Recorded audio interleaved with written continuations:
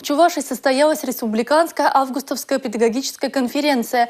Мероприятие прошло в Чувашской государственной филармонии. Какие нововведения ожидает система образования региона в нашем сюжете?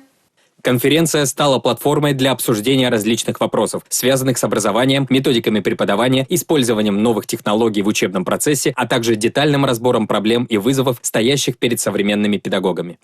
Именно учитель, наставник открывает путь к познанию и открытию.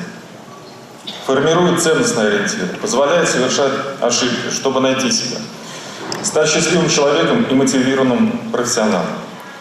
В рамках года педагога и наставника по всей стране проходят масштабные акции и мероприятия, направленные на повышение престижа и общественной значимости профессии.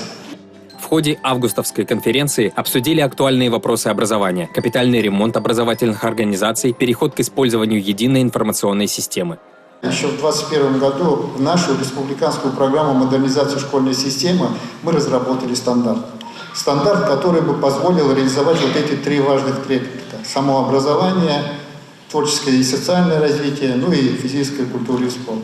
Также с 1 сентября ожидаются нововведения. Во всех школах республики будут введены ставки советников директоров по воспитанию. В каждом образовательном учреждении будет организована работа по реализации проекта «Разговоры о важном». Во всех школах в начале недели занятия начнутся с церемонии подъема государственного флага в исполнении гимна Российской Федерации. Сергей Качинский, Татьяна Молокова, Сергей Емельянов, Республика.